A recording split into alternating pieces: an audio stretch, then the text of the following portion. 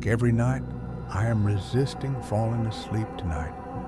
The dim street lights filtering through the curtains are reflected on the walls of my room, and the muffled sounds of the television in the living room are echoing in my ears.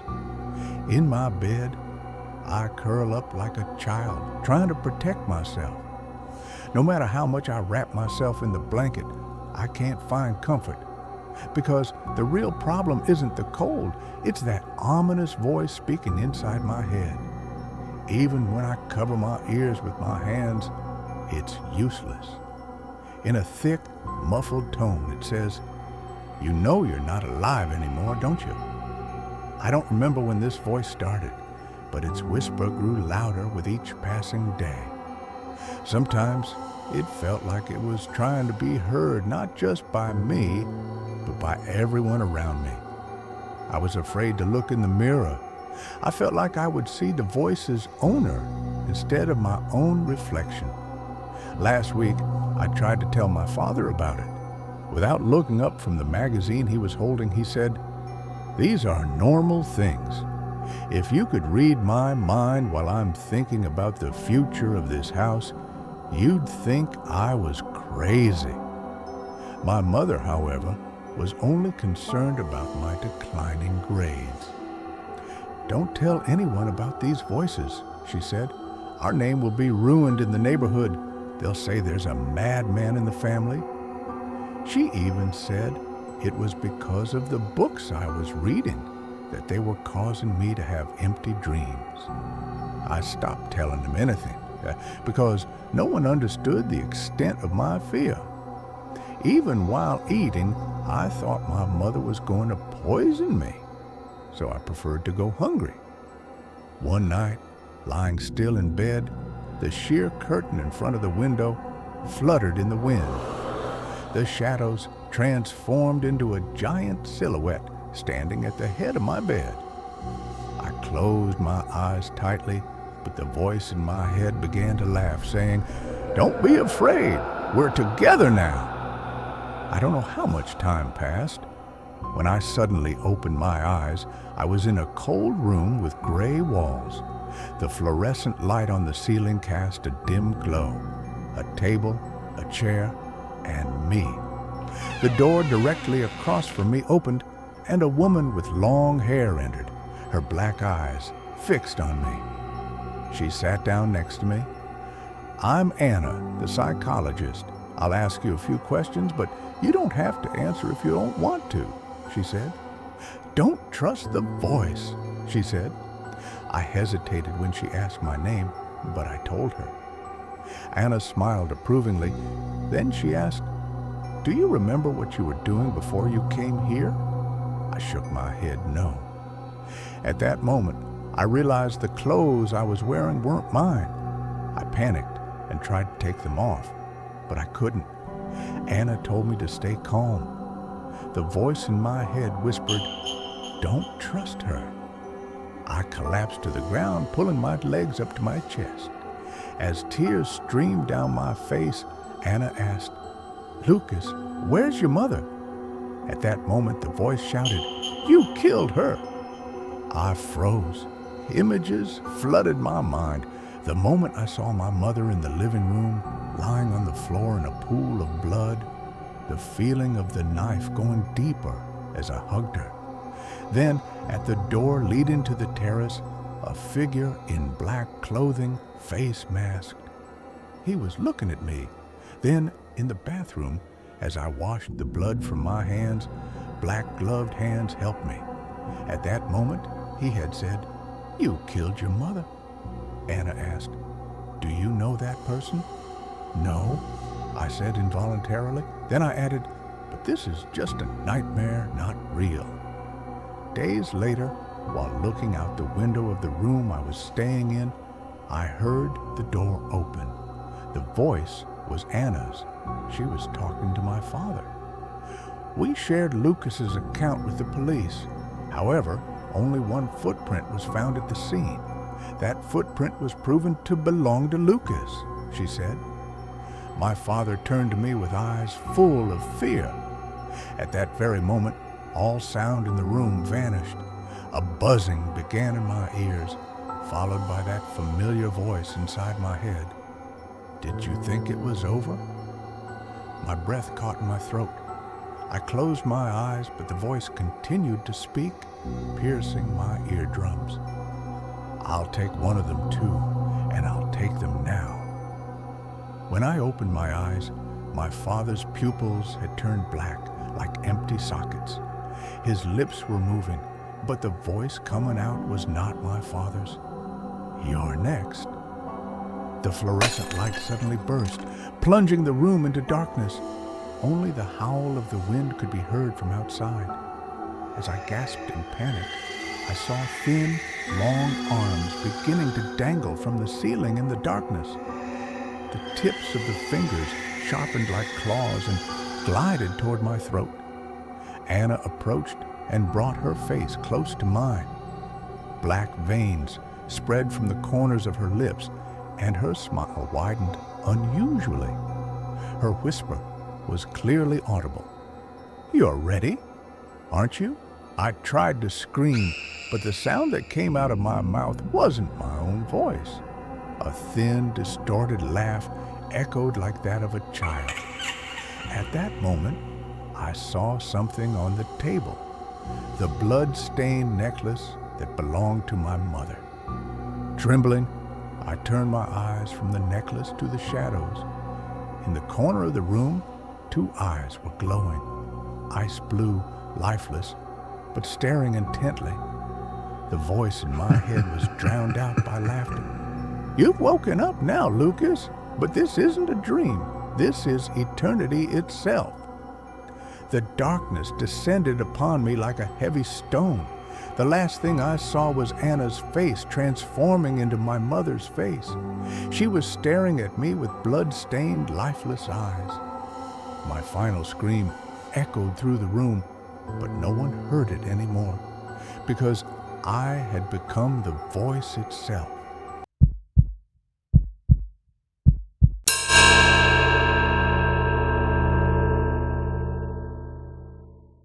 That evening, my friend Ellen and I wanted to make an ordinary evening special.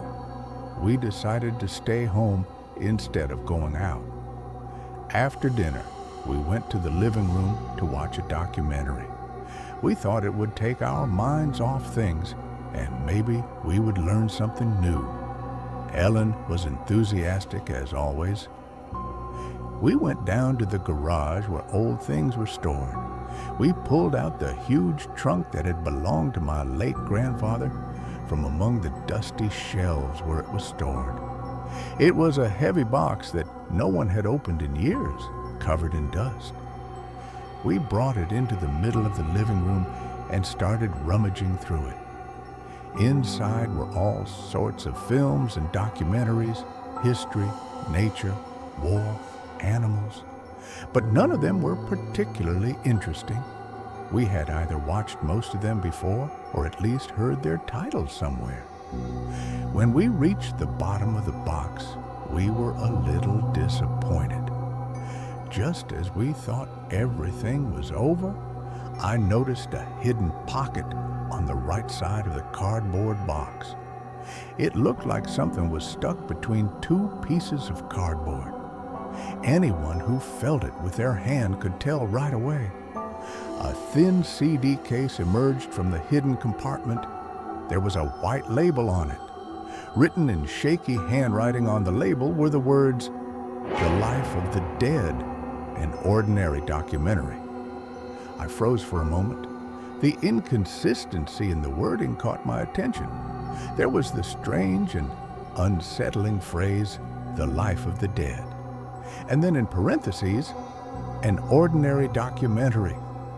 This contradiction made me uneasy. When I picked up the CD, Ellen was standing beside me looking puzzled. "What's this?" she asked. "I know this vast archive like the back of my hand. I've never seen a documentary like this before. I've never come across it before." Her voice was serious. Ellen knew my grandfather's passion for documentaries well. She had come here many times to rummage through the archive. Finding a documentary that neither of us knew about was truly intriguing. Both of us were seeing this strange documentary for the first time. There was an uneasy stirring inside me. I opened the box. Inside was a CD with a completely black front. There was no writing on it. We sat down in front of the TV. Ellen had turned on the CD player. Reaching out to me, she said, "Put it in." But my hand trembled. I was undecided. There was a strange fear inside me. In fact, I was even afraid of being afraid. It was really hard to describe that feeling. It was as if an invisible curtain in my mind had sensed the approaching danger. At that moment, Ellen snatched the CD from me. "You're not afraid of this stupid thing, are you?" she asked with a laugh. I remained silent. Ellen was brave, but I knew that too much courage wasn't a good thing. She placed the CD in the player and pressed play. A black image appeared on the screen, then some static, and then the documentary began. First, we looked at the length of the documentary. It was only a short 3-minute documentary. We were both surprised. Maybe the rest of it was damaged. Either way, we had no choice but to wait and see. Images began to appear on the screen. As I had expected, they were disturbing. Black and white, blurry frames, a cemetery, broken tombstones, then photos of decomposing bodies. It was so unsettling that my heart was pounding. I looked at Ellen beside me. She was staring at the screen, sitting motionless. There was no fear or disgust on her face. She seemed spellbound. As the minutes passed, I tried to control my breathing. Then, at the 30-second mark, Ellen grabbed the remote. "Enough, I'm turning it off," she said. Just then, the screen went dark, and a voice began. It was cold, echoing, somewhere between a human voice and a machine. "The dead are not as dead as you think. They continue to exist in other dimensions of life after death. A dead person, if they wish, can speak to you." My hair stood on end. It sounded like nonsense, but the tone of the voice was so unsettling that my skin turned to ice. Ellen rolled her eyes. "What a disgusting documentary. I'm not going to listen to this nonsense," she said, and pressed the remote. The screen went dark. "I'm going to the bathroom," she said, got up, and left the room. I was left alone. My heart was still racing. That echoing voice kept repeating in my mind in the silent house, "A dead person, if they want to, can talk to you." I glanced at the clock. It was 8:20. Minutes had passed. But Ellen still hadn't returned from the bathroom. At first, I didn't think much of it. Then the unease inside me grew. Curious, I followed her. I opened the bathroom door, and the sight that greeted me froze my blood. Ellen was lying motionless on the floor. There were no wounds or bloodstains. Her face was pale. I ran to her side, took her hand. It was ice cold. I checked her pulse, but felt nothing. She was as cold as an icebox. I wanted to scream, but no sound came out. My hands trembling, I took out my phone and called an ambulance. Minutes later, the siren sounded.